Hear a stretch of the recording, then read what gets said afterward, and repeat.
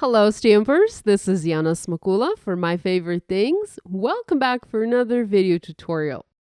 In this video, I have a set of clean and simple or minimalistic Christmas cards featuring the My Favorite Things iconic Christmas stamp set. The iconic Christmas set consists of a multitude of tiny holiday imagery. You have loads of Christmas trees in different styles, shapes, and sizes. You have reindeer, a small and a large one. There's also a holiday cabin, an ornament, and various stars. All of these icons can be used alone to accent your Christmas crafting or together to create unique holiday patterns and backgrounds. You can even use these to stamp your own wrapping paper. How fun would that be? I'm all about creating unique backgrounds and patterns for my cards, so I decided to use the various images from this set to create simple and easy to mass-produce patterns for my Christmas projects. And I'll show you how to do that in this video. I started by stamping the images in various colors of ink onto white cardstock. I first picked all of the Christmas tree images that I wanted to use, and I stamped them all using my Misty stamping tool in 3 shades of green: a darker green, a medium green, and a light green. This gave me a very good mix of colors, sizes, and shapes. So first, go ahead and pick the tree images you'd like to stamp, and then stamp them in various shades of green. Next, I stamped the reindeer in light brown ink, and again, I stamped several images to make sure I had enough for my cards, and using Misty makes it very easy. Now, there is a single ornament stamp in this set, so I stamped that using a clear block, because that was a lot faster than using Misty. And I also used several shades of pink and red for the ornaments. Now, I have already pre-planned a color palette for these cards, and I wanted to use softer, more pastel colors, so not traditional, vibrant red and green. I would suggest you do the same. So first, select the color combination you'd like to use for your cards, and then stamp the images you want to use for your backgrounds in your selected colors. I also stamped a bunch of houses in pretty pink and also light gray colors. I really like how pink and gray go together. Now there's even a little star stamp included in this set, and I stamped that using yellow ink. Now you could also heat emboss these images in various colors of embossing powder. Think about simply embossing these in gold or silver, cutting them out and using them on a dark background to make a very modern card. Now, what makes this stamp set unique is the presence of coordinating dies. So you have coordinating die for every single image, no matter how small, no matter how tiny. Even that little yellow star, that too has a coordinating die. I used the dies off camera and cut all of my stamped images out. Now that did take a little bit of time, but to be honest, I did stamp quite a lot of images for these cards.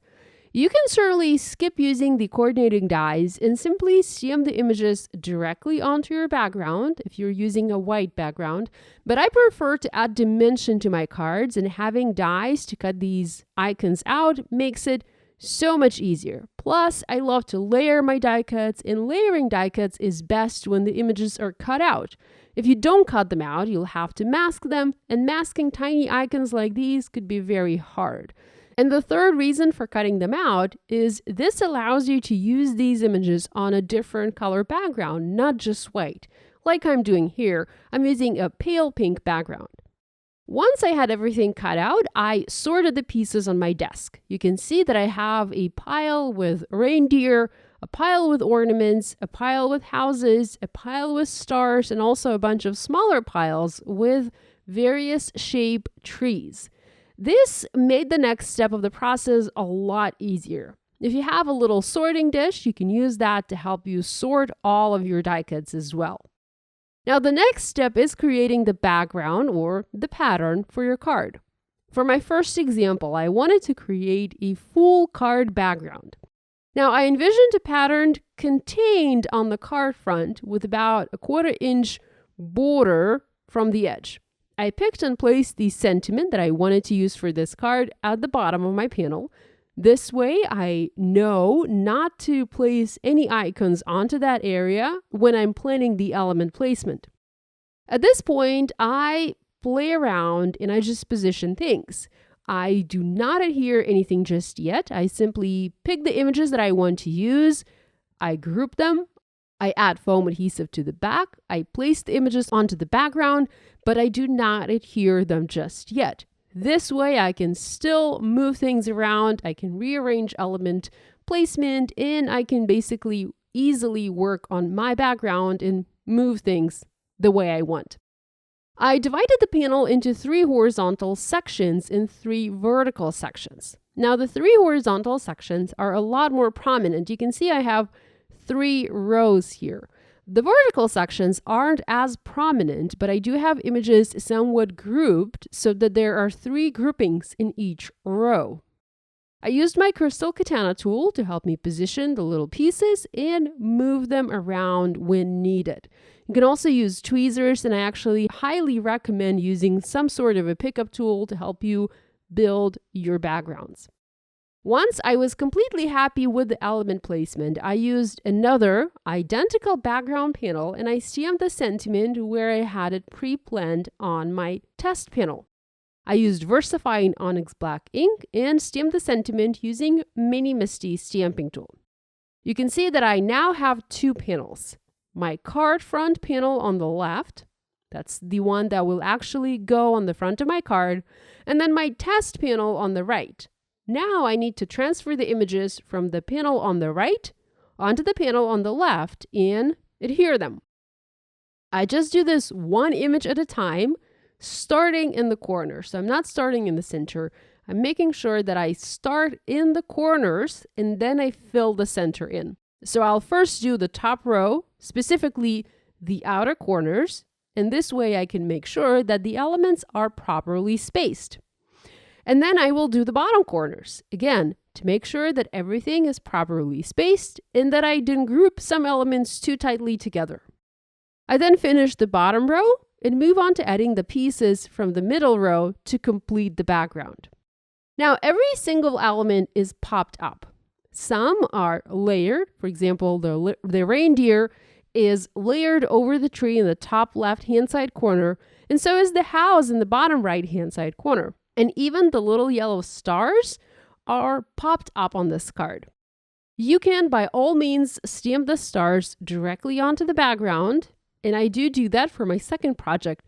But if you are using a colored background panel like I'm doing here, it is better if the stars are cut out so that they stand out. So with that done, I can adhere the panel onto an A2 white top folding card base. The card already looks great as is, but I would rather take it one step further, and I can do that with the help of various embellishments. I'm going to add quite a few gems to dress up the largest Christmas tree. I've added gems to look like tree ornaments, and I also added gems onto the background of the card. Now, a Christmas card like this is never complete, to me, without snow. So I'm going to add some white snow onto the background. And you can do that in many different ways. You can either use a white Jelly Roll pen, or you can add some enamel embellishments, or you can use Nuvo drops. I simply dotted a bunch of drops onto the background between the images, mimicking falling snow. I made some bigger dots, some smaller dots, filling the background in. So here's a closer look at this card once finished. I really love the way it turned out, and of course, I love all of the little Christmas icons. Now, if you aren't into creating a full card background, you can create a small cluster and contain that cluster within a shape. Here, I die cut a circle shape to contain my scene, but you can also use other simple shapes, perhaps a heart, a star, even an elongated triangle to look like a Christmas tree. Here's a look at both of the cards I have for you today, created with the My Favorite Things iconic Christmas stamp set. I had a blast making these cards and playing with the various icon images from this set. I hope you feel inspired to create. Thanks so much for joining me today. Love you guys. I'll see you next time.